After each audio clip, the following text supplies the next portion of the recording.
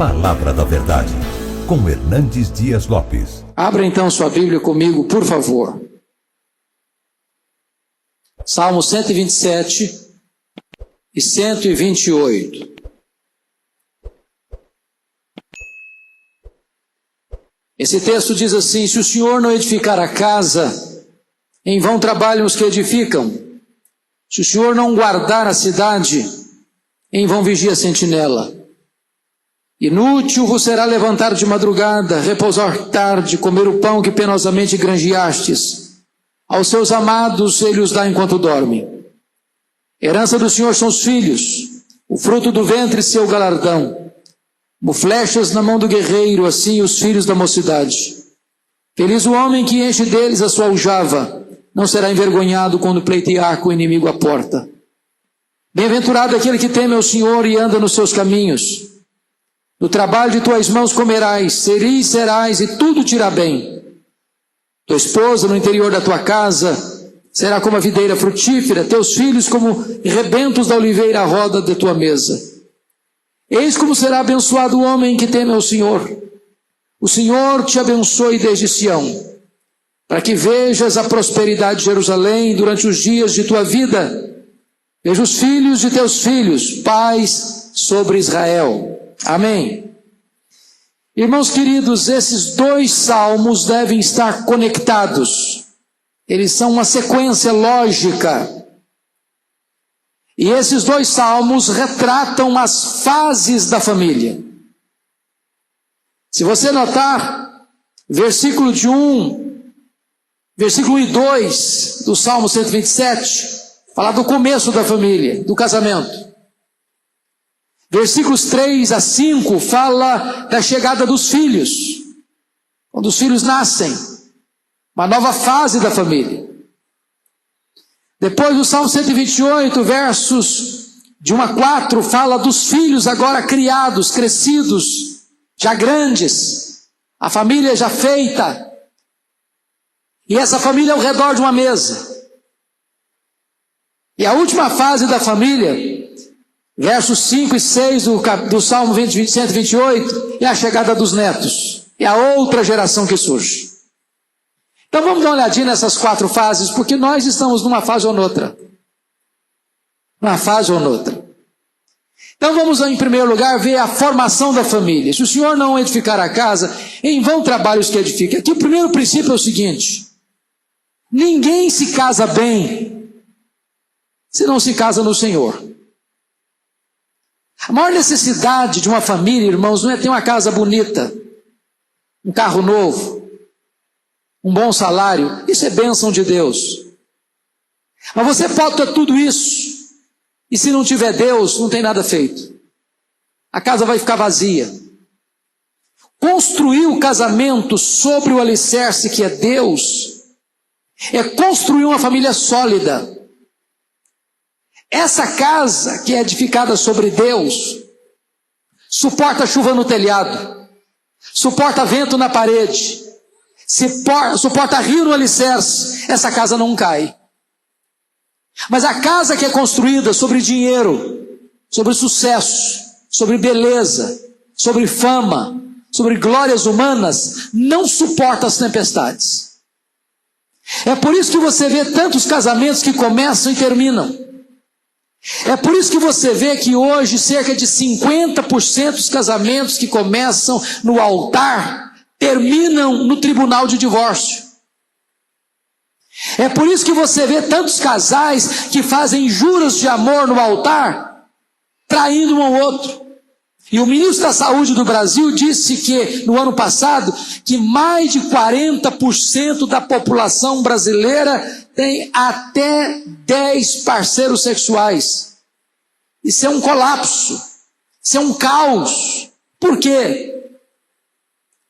Porque esse casamento não foi construído sobre a rocha. Porque esse casamento não foi edificado sobre Deus. A maior necessidade de um casal é da presença de Deus. E eu não sei como é que você tem feito na sua casa, mas eu encorajo você a orar com a sua esposa, orar com o seu marido. Casal que ora junto, enfrenta a luta junto e vence junto. O elo de ligação da nossa casa tem que ser Deus, irmãos. O princípio que deve reger a nossa casa deve ser a palavra de Deus. Então restabeleça o culto doméstico na sua casa. Levante o altar da oração na sua casa. Põe as coisas em ordem na sua casa, mas coloque Deus no centro, coloque Deus no alicerce, coloque Deus como fundamento. Porque se o Senhor não edificar a casa, seu trabalho vai ser vão. Você vai construir para o nada. Você vai edificar para o desastre. Tudo que você vai juntar não vai fazer sentido para você, não vai preencher o vazio do seu coração, e você vai ficar vulnerável, como uma casa construída sobre areia. Agora notem comigo o verso 2. Eu acho esse verso 2 tão fantástico, porque todos os casais, quando se casam, querem construir o seu pé de meia. Pensam em ter uma casa melhor, pensam em ter um salário melhor, pensam em ter uma condição financeira melhor, pensam em dar uma melhor condição para os seus filhos. E o trabalho é uma bênção. Trabalhar é um privilégio. Mas note isso. Se você trabalhar, sem entender as prioridades de Deus, você vai trabalhar demais, vai levantar de madrugada, vai dormir tarde, vai comer apressadamente a sua refeição, e no final não vai valer nada. Eu me lembro de um casal que chegou no meu gabinete e disse assim: Pastor Hernandes, nós estamos nos separando depois de 15 anos de casamento. Eu perguntei: mas por que vocês estão se separando? E eles me disseram assim: é que quando nós nos casamos, nós tomamos uma decisão. Vamos fazer o nosso pé de meia. Vamos trabalhar ao máximo quando somos jovens, para que quando a gente ficar mais um pouquinho maduro, a gente tenha uma condição financeira boa. A gente tenha uma boa estrutura para os filhos. Sabe o que eles fizeram? A mulher trabalhava das 7 da manhã às 3 da tarde. O homem trabalhava das 2 da tarde às 11 horas da noite. 15 anos. Depois de 15 anos, um olhou para o outro e perguntou assim: mas quem é você? A voz que cada um ouvia não era do cônjuge. O semblante que cada um via não era do cônjuge. O cheiro que cada um sentia não era do cônjuge. Depois de 15 anos, descobriram que estavam dormindo com um estranho, para não dizer que já estavam dormindo com o inimigo. O casamento acabou. Porque colocaram trabalho no lugar de relacionamento. Colocaram dinheiro no lugar de Deus.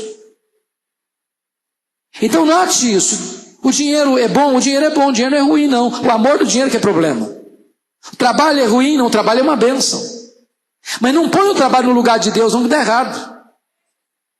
Não põe o trabalho no lugar de relacionamento, que dá errado.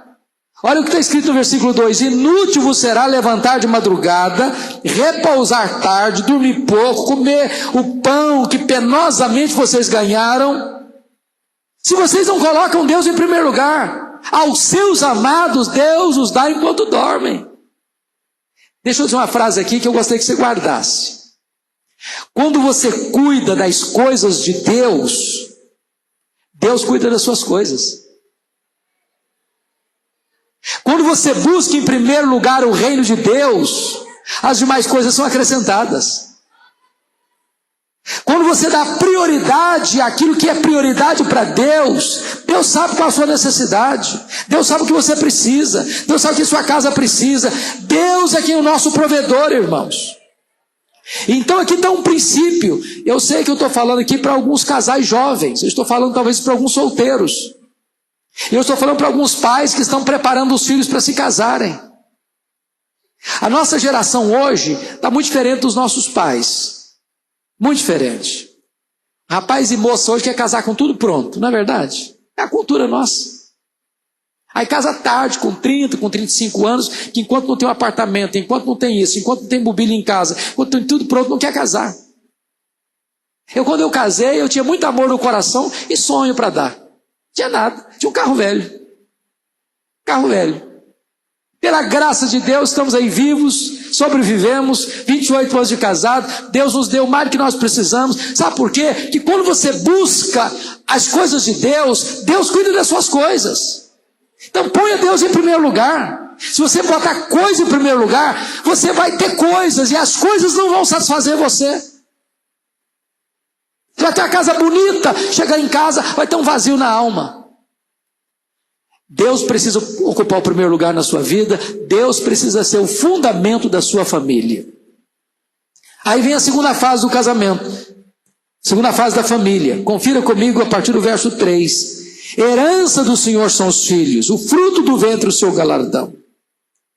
Hoje tem alguns casais que não querem ter filhos, porque filho dá trabalho. Há poucos dias uma pessoa dizia: eu quero curtir minha vida de casado, quero sair com a minha esposa, quero passear, quero ir para um restaurante. Não quero ver menino chorando no meu ouvido. Quero passar a noite sem dormir. Ok, mas você vai ficar velho. E a velhice na solidão não é fácil, não. Eu cheguei essa noite de Natal, eu não dormi essa noite, vim direto. E eu cheguei lá em Natal, fui visitar um lar de idosos evangélicos.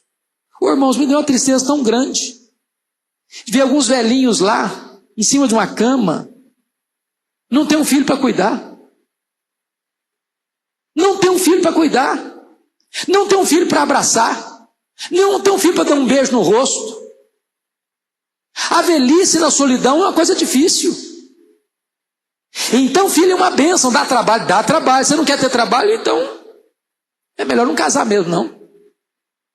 Casamento dá trabalho, marido dá trabalho. Acho que dá mais trabalho que esposa. Mas é uma bênção o casamento. Filho dá trabalho, mas é uma bênção. Mais ainda, filho é herança de Deus. A herança de Deus não é a sua casa, não. A herança de Deus não é o seu carro, não. A herança de Deus é seu filho, é a sua filha. Porque às vezes hoje a nossa geração valoriza mais coisas do que pessoas. Dá mais valor a um carro, lustra mais o carro do que os relacionamentos. Eu vi uma história há poucos dias que me chocou e até chorei de emoção ao ver aquela história. Um casal tinha um filho de 7 anos, 5 anos melhor dizendo, comprou o carro dos sonhos. Conhece esse negócio de casal comprar carro dos sonhos? Pois compraram o carro dos sonhos. O modelo que queriam, a cor que queriam, o ano que queriam, novinho. Botaram na garagem, felizes da vida. Aí o menino, tadinho, de 5 anos, olhou para aquele carro, aquela tinta bonita, esmaltada, e pensou: que legal, achou um painel para fazer meus desenhos. Pegou um prego, começou a desenhar. Que legal, fez um monte de desenho no carro, riscou o carro todo.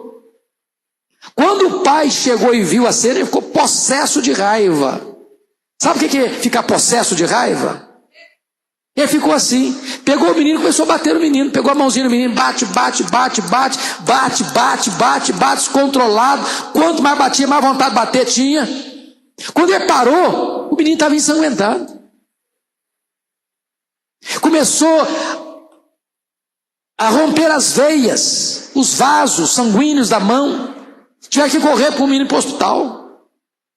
Quando chegaram lá, o médico disse: não tem mais jeito não. Tem que amputar. Não tem jeito. Tem que amputar. No dia seguinte, um coração arrebentado, aquele pai foi para o hospital. E quando chegou lá, o menino de 5 anos levantou os cotoquinhos de mão, sem mão já, e disse: papai, nunca mais eu vou riscar o seu carro. Nunca mais vou riscar o seu carro. E aquele pai entrou em desespero. Em desespero. Sabe por quê? Porque colocou coisas no lugar de gente. Gente vale mais do que coisas.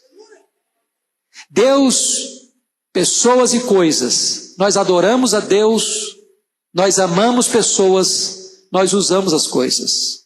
Se a gente inverter isso, a gente esquece Deus, ama coisas e usa pessoas.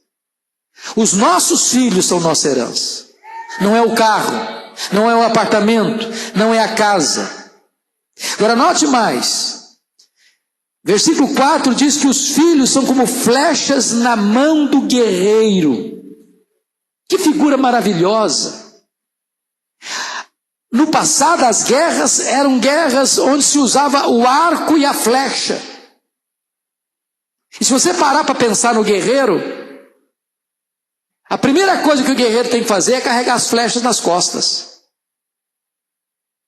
E eu quero dizer para você que pai e mãe carregam os filhos no coração, no ventre, nos braços e no bolso.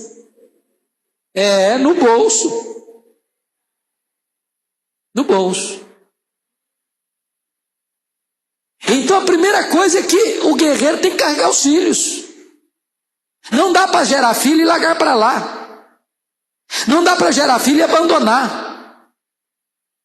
Não dá para gerar filho e jogá-los à sua própria sorte.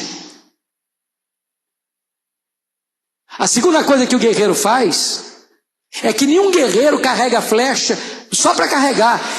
O propósito do guerreiro é lançar a flecha. Lançar a flecha. Mas guerreiro não joga flecha fora. Guerreiro joga flecha para longe. Não para pertinho. Sabe o que significa isso? Você e eu, pai e mãe, não criamos filhos para nós mesmos. Nós criamos os filhos para a vida. Nós lançamos os nossos filhos como se lança uma flecha. Para longe. Para longe.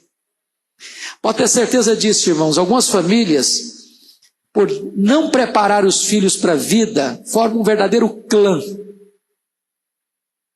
Aí casa um filho, dá uma puxadinha na casa, bota lá dentro. Casa a filha, faz outra puxadinha na casa e bota lá dentro.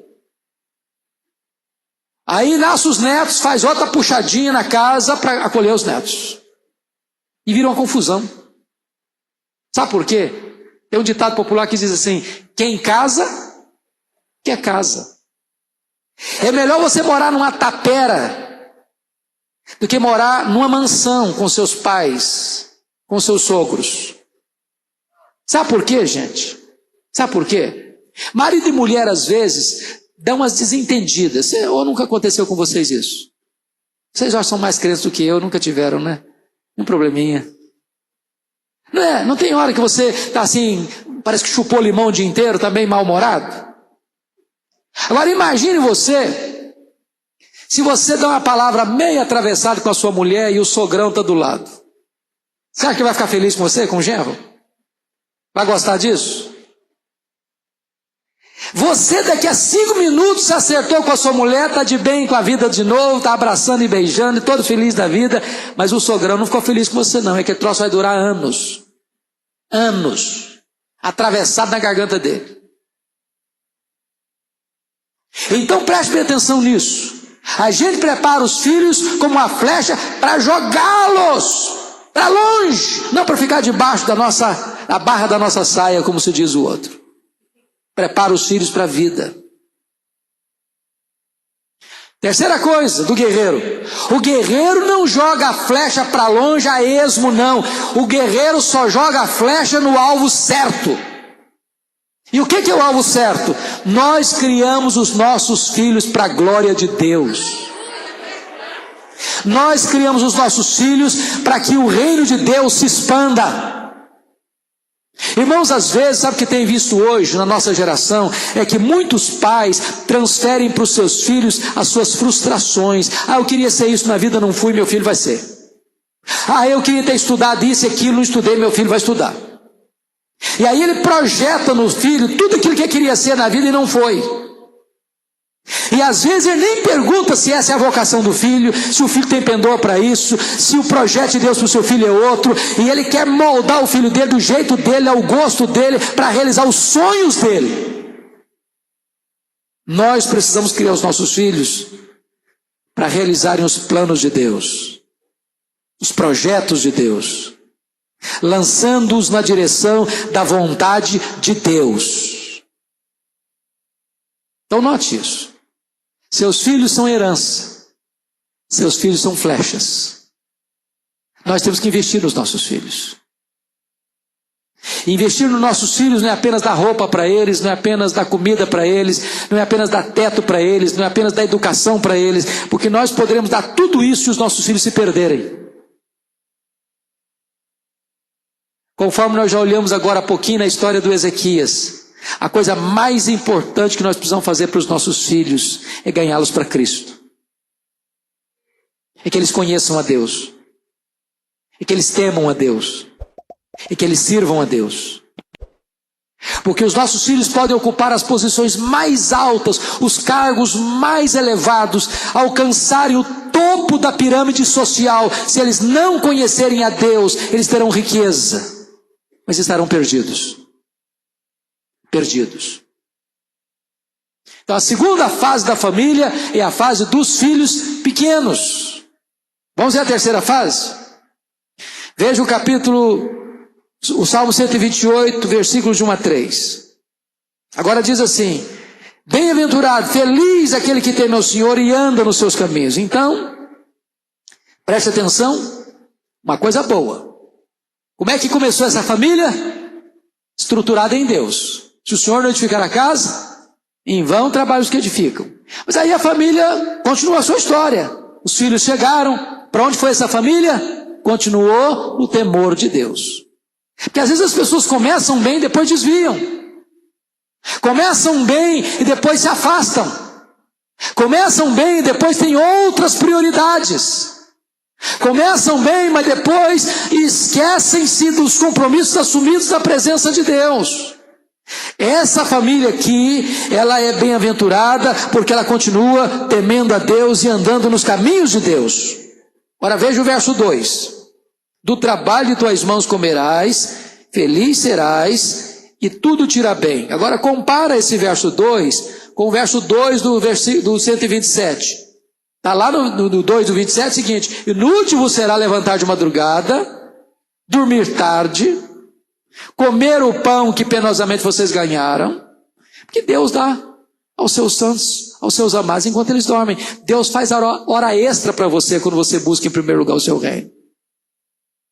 Agora, essa família está fazendo o que agora?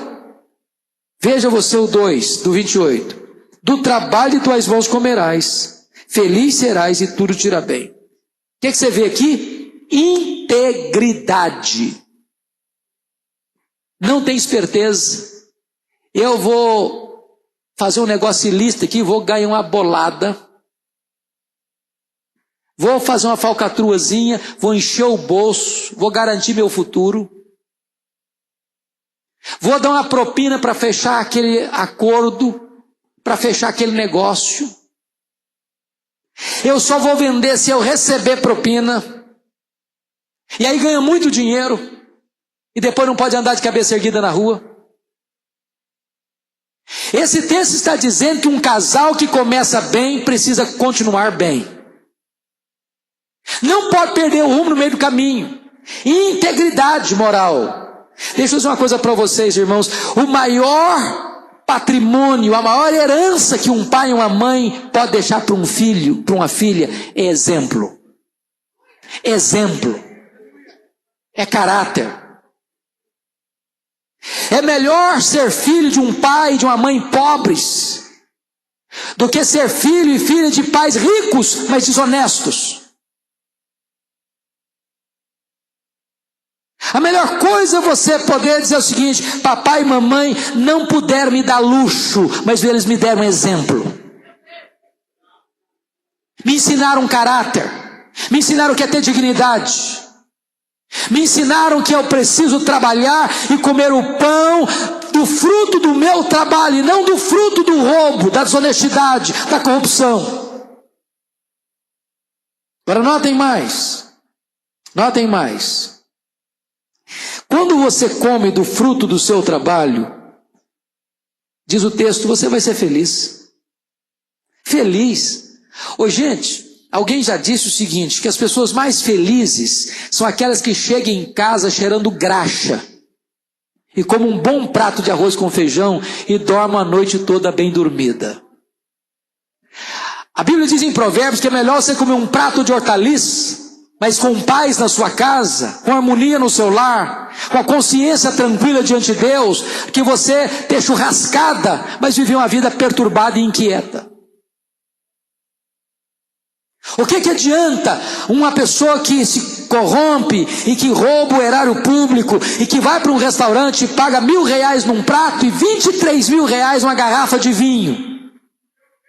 Se ele volta para casa perturbado, se ele não tem paz na alma, se ele sabe que aquele luxo todo foi fruto de roubo, que lá na ponta uma criança está morrendo na porta do hospital sem atendimento porque o dinheiro que devia ir para lá ele roubou. Então é melhor chegar em casa e comer um prato de arroz com feijão, saber, isso aqui foi Deus que me deu, foi fruto do meu trabalho e eu tenho dignidade para tomar essa refeição e dormir em paz.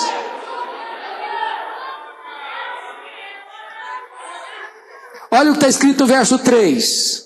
Tua esposa no interior de tua casa será como a videira frutífera, teus filhos como rebentos da oliveira à roda da tua mesa. Que coisa linda é você ver uma família criada e unida. Porque quando os filhos são pequenos, a gente bota uns ao redor da mesa, eles querendo ou não. Não é verdade? Senta aqui, menino. Ele senta aqui. Fica ali. Ele fica ali. Sai e vai para lá. Ele vai para lá. Agora, você não faz isso com um rapaz de 18 anos. Você não faz isso com uma moça de 25 anos. Não faz mais. Então, para você ter uma família unida, depois de adultos, você precisa ter investido lá na infância. Lá na infância. Há um princípio, irmãos. Quando os filhos são pequenos, eles querem ficar com os pais. Quando os filhos crescem, os pais querem ficar com os filhos. O elo de ligação de uma família é a mãe. Você quer ver um exemplo? Quando morre a mulher primeiro e o homem fica viúvo, dificilmente esse homem consegue manter a família unida. Dificilmente. Primeira coisa é que ele não consegue ficar sozinho. O homem não sabe se virar. O homem é um bicho encrencado. É casa de novo. Aí cria duas famílias, uma para lá, outra para cá. E ele luta, mas não consegue manter unidade. Quando morre o homem primeiro, a mulher, a viúva fica. Ela junta todo mundo debaixo das suas asas. Consegue manter a unidade da casa. Consegue manter a unidade da família. Eu me lembro quando a minha mãe faleceu, eu já era viúva. Eu fiquei alguns meses indo para lá, desculpa da expressão, mas era igual um cachorro que cai da mudança. Eu estava cá perdido, ia para lá, para cá, para lá, para cá, eu não tinha referência. Não sabia para onde eu ia. Cá perdido. A mãe tem essa capacidade de costurar a unidade. Os filhos ao redor da mesa, a mãe ali, presente, amiga, conselheira, intercessora, elo de ligação, elo de união. Então, mulher, entenda esse papel importante que Deus lhe deu. Entenda, mãe, esse papel importante que Deus lhe deu. Invista na harmonia, na unidade da sua casa. E aí, se você perceber, o texto termina nessa fase dos filhos adultos com uma exclamação: eis como será abençoado o homem que teme ao Senhor. Como assim, eis como será abençoado? O que está acontecendo nessa casa? Primeiro, trabalho, honestidade, felicidade, harmonia, relacionamento gostoso entre os membros da família. Você quer uma coisa melhor que isso? Ou, vamos pegar outro lado. Você quer uma coisa pior do que uma família desunida? Onde se ajunta para pior, como diz lá em Coríntios.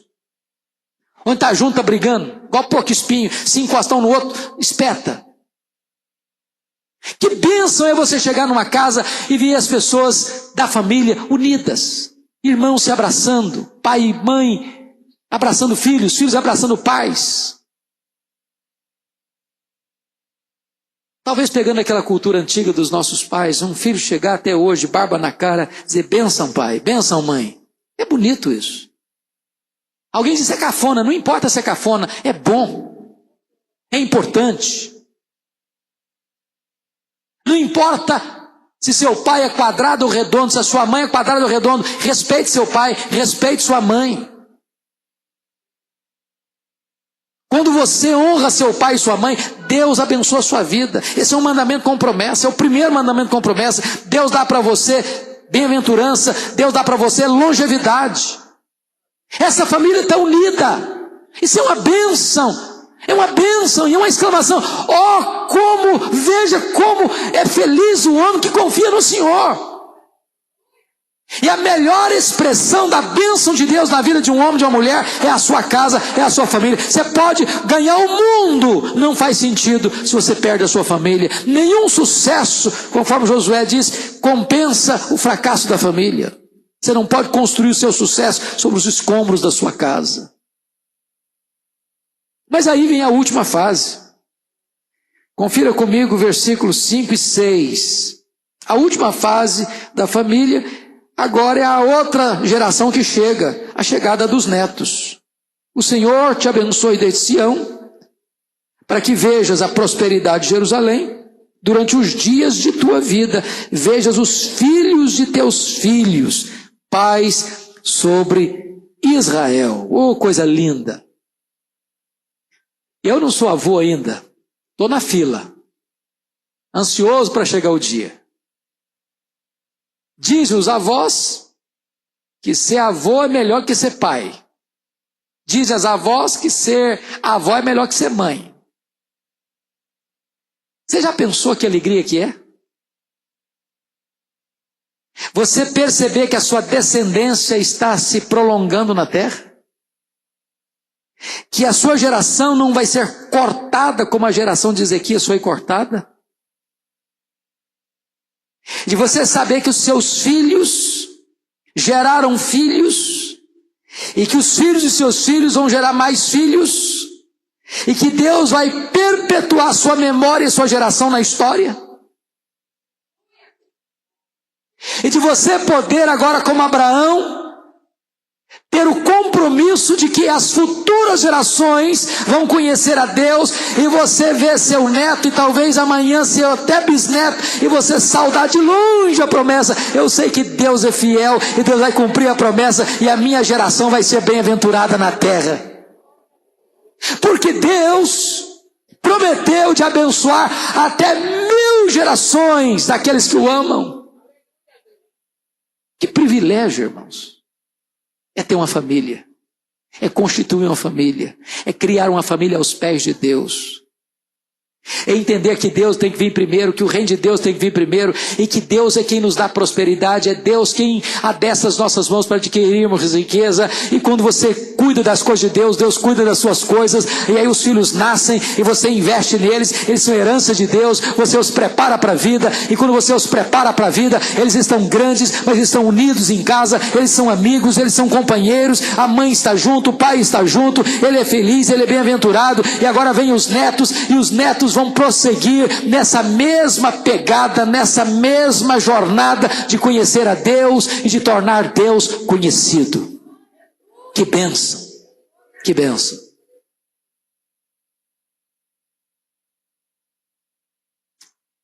Como é que está a sua família?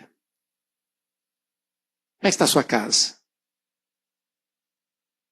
Qual dessas 4 fases aqui é a sua? Você está começando? Quem está começando aqui? Levanta a mão. Quem está começando? Casamento, casalzinho de novo. Só tem pouca gente. Aqui, tem alguns aqui. Tem alguém solteiro aqui? Solteiro?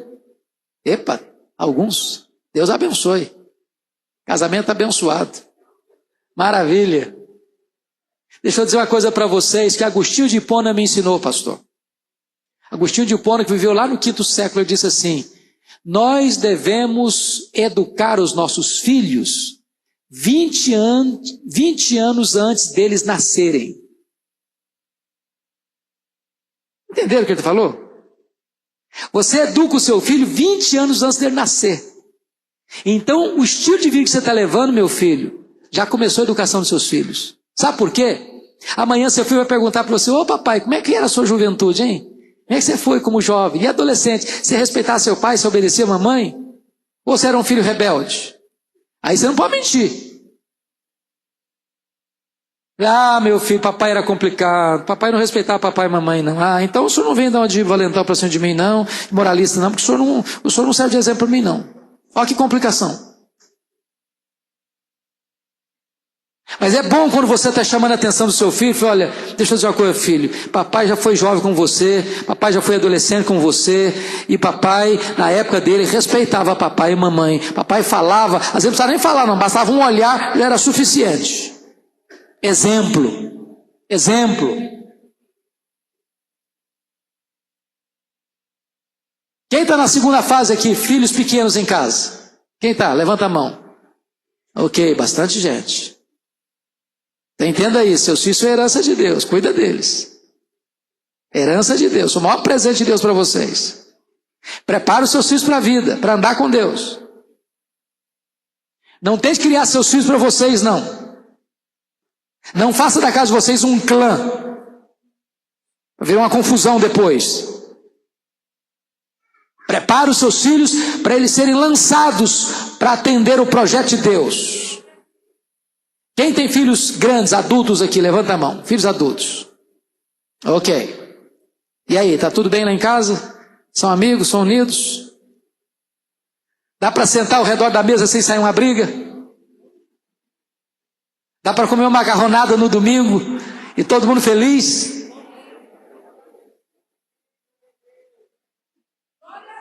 Pois bem, e aí? Quem são os vovozinhos, vovô e vovó aí? Quem é?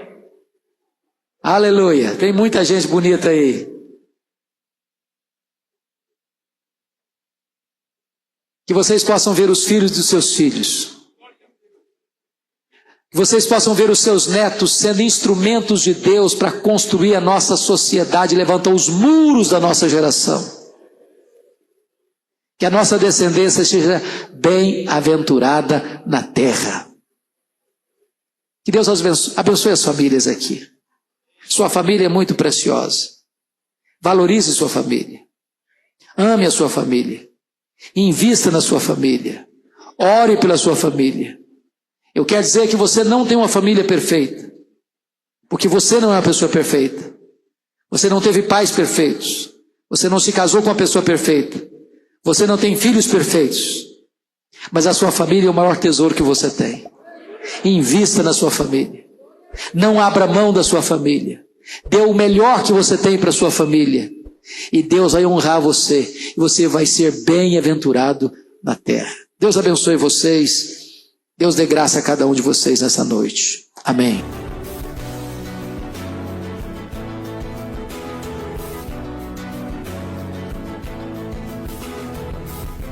Palavra da Verdade, com Hernandes Dias Lopes.